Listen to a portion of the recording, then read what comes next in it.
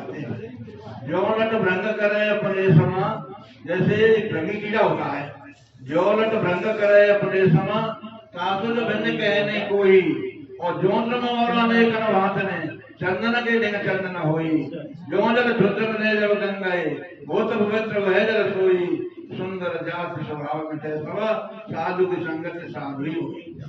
वो अपने ही समान कर देते हैं, क्योंकि वो परमात्मा संतों के सत्संग से मिलता है। क्योंकि मुक्ति के 4 द्वार हैं, सम, संतोष, विचार और सत्संग। अविचार कृतो बंधो विचारे निवृत्ति, जिसके अंदर संतोष आ गया तो कामना नष्ट हो जाए। बिना संतोष कामना सुनाई, काम छत सुख सपने बनाई। जब तक कामना हमारे अंदर तो सुख सपने में भी नहीं है। कहेंगे भगवती कहा है महाराज आनंद उड़ रहे हैं, फिर कहे वो भैंस को बच्चा मरे दूध ना दे दे, घोड़ा बीमार है। तो कहने का तात्पर्य काम क्रोध कोई नहीं रहता फिर, क्योंकि लोभ ही नहीं रहेगा। लक्ष्मण जी कहते हैं कि नहीं संतोष तो पुण्य कछु कहे, जन जैसे रोग तो सह कहे। परशुराम से कहते हैं आप आपके अंदर संतोष नहीं है, फिर कछु कहो, भीतर संतोष कर रहे हो, और भी काम भी नहीं रहता है, वे लोभ भी नहीं रहता है। वे व्यस्त पंथ जल शोषा, जिम लोभ है शोषा संतोषा। अगर हमारे अंदर एक संतोष ही आ जाए या विचार आ जाए, अविचार कृतो बंधु विचारे निवर्तते। अब आपके सामने जो अशोक कुमार जो हाजीपुर से आए हुए हैं, हंसी में मैं अपने क्षेत्र में जहां भी सुनता कि अमुक व्यक्ति बड़े धार्मिक हैं, पढ़े लिखे हैं, योग्य हैं, वहां जाकर मैं निवेदन करता कि हमारा पुनः फिर से जन्म ना हो। हाँ, जब ये बौद्ध आदि की कथाएं सुनी, बौद्ध ने जब किसी को देखा वो झुका हुआ था, डंडी से चल रहे थे, कमर निकल आई थी, बोले ये कौन है? कि ये बूढ़ा आदमी है, कि क्या मैं भी बूढ़ा हो जाऊंगा? हाँ महाराज। सारथी ने कहा आप भी बूढ़े हो जाएंगे। आगे देखा तो कोई मरकर शमशान में ले जा रहे थे। बोले ये क्या है कि साहब ये मर गया है, तो क्या सब मर जाएंगे? हमारा कि मैं भी मर जाऊंगा। कहा तुम भी मर जाओ।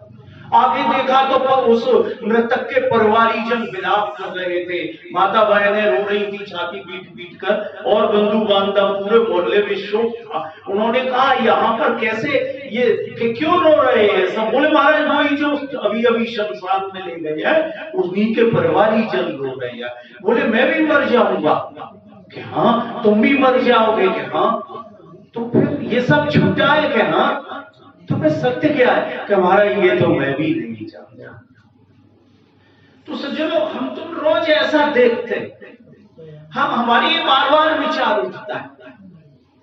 तो उन्होंने कहा था सारथी सत्य को कैसे जाना जाए? कि कोई महापुरुष विरले विरले जानते हैं महाराज।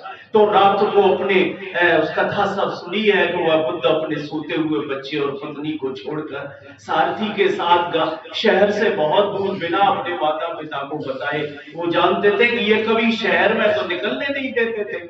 वो तो उस दिन निकल गए, अवसर मिल गया। ज्योतिषियों ने कह दिया था अपने पुत्र को बाहर मत निकलने देना, नहीं तो संसार में दुखी सुखी लोगों को देखकर इनको वैराग्य हो जाएगा और ये सन्यास ले लेंगे। लेकिन एक दिन ऐसा हुआ, होनहार बलवान है, कौन टाल सकता है? कि वो सारथी से कहा हमने नगर ही नहीं देखा, हमने शहर नहीं देखा, हमें नगर दिखाओ, शहर दिखाओ।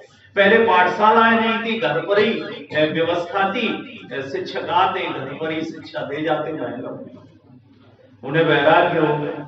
और हम लोग तो हम पर तो कोई प्रतिबंध भी नहीं है। ऐसी ऐसी घटनाएं देखते हैं कि हम स्वयं हो जाते हैं, अशांत हो जाते हैं, और हमें क्षणिक वैराग्य भी होता है। कितनी बार लगता है कि संसार जीता, कितनी बार अपने पुत्रादिकों से उनके अवगुण, उनके चरित्र, उनके आचरणों को देखकर, उनकी अवज्ञा को देखकर, और उनके लिए कमाने में रत हमारा अंतःकरण कभी कभी वैराग्य को प्राप्त होकर के भाड़ में जाए।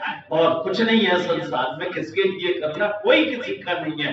ये बार बार ऐसा वैराग्य उत्पन्न होता है, लेकिन कुछ देर के बाद फिर से मोह से ग्रसित होकर अरे कहे इनको कछुन वगैरह इन बालकन को, अर्थात क्या है कि ये बालक बर्बाद हो गए तो दुख।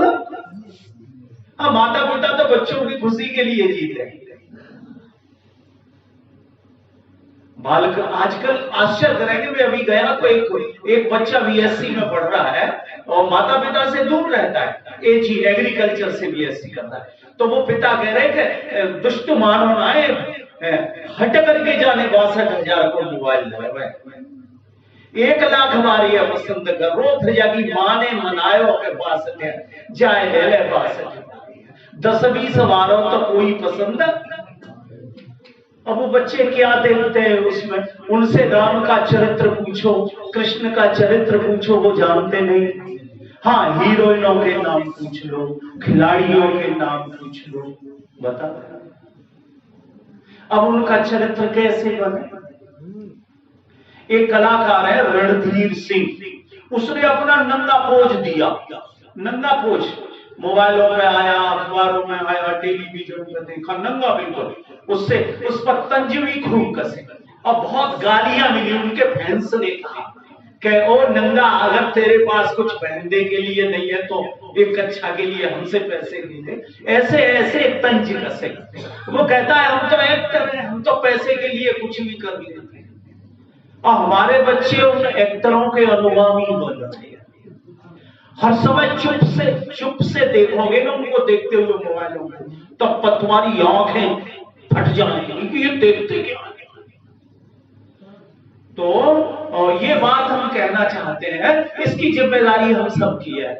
इसके लिए कोई ना प्रारब्ध भाग्य को दोष दें, ईश्वर को दोष न दें, इसके लिए हम ही जिम्मेदार हैं। देखो कैसे कैसे दुख की बात है, कोई बालक ही नहीं है श्रोता के रूप में। एक पूरे क्षेत्र में 10-20 गांवों में कोई है नहीं यहाँ पर। परीक्षा देने गए आप जब नहीं जाते फिर भी नहीं आते। आप अच्छे हैं, अध्यापक हैं और बच्चों का पक्ष ले रहे हैं, बड़ी अच्छी उनकी सीबीएसई बोर्ड का इंटर और हाई स्कूल। हाँ, लेकिन जब सत्संग होता है, रविवार के दिन होता है, तब भी नहीं कोई बच्चा दिखाई देता। तैयारी कर रहे होते हैं ना। सन 90-92 में हम लोग सत्संग में जाया थे, तो हमारे बुजुर्ग लोग, खासकर ये मासा बैंक वाले, ये तो हमें बहुत डांटते, थोड़ी सी उम्र में, छोटी उम्र में ये कमाने की उम्र है और सत्संग में आ जाते हो। हाँ, ऐसे तुम्हारे परिवार को धन की जरूरत है कि इस मुकदमे में बर्बाद हो गया है और तुम सत्संग करते हो। और ये बात हम समझ गए थे बुद्ध की तरह कि अगर समझ में आ गई तो जवानी में ही समझ में आ सकती है, क्योंकि इसका अध्यात्म को जानने के लिए, सलाम को जानने के लिए जो युवापन में जो आयु हमारी जो बुद्धि तीव्र होती है, प्रज्ञा बुद्धि, वह फिर नहीं हो पाती। अभी देखो 60, 55 साल के लोग डॉक्टरों के पास जा रहे हैं, डॉक्टर साहब भूलने लगे हैं कि तुम्हारी नस दब रही है, यहाँ पर किसी की रीढ़ के पास नस दब रही है, किसी की रीढ़ पर मांस आ रहा है, बड़ी समस्या है, बहुत सारे रोग हो रहे हैं, छोटे छोटे बच्चों को बीपीआई हो रहा है, शुगर हो रहा है। कहां से बुद्धि काम करे, शरीरों में विकृति आ रही है, खाने के लिए कुछ बचा नहीं है, कुछ बचा ही नहीं, क्या खाओगे। मठावी दूषित, यूरिया खनिज पदार्थों से उत्पन्न कृषि चारा में भूसा आदि वह भी दूषित है, अन्न भी दूषित है, क्या खाओगे। आलुओं में हम धनवान बनने के लिए मजबूरी है। अगर घर में पहले छप्पर होता था तो ब्याह बड़ी मुश्किल से होता था, अब एक आध कमरा है तो बच्चे का विवाह नहीं होता। हम लड़की वाले हैं, हम अपनी लड़की के लिए चाहे हम अपने कमरे में गुजर कर लीजिए, लेकिन ससुराल लड़की के लिए देखेंगे 10 रूम वाला कमरा घर।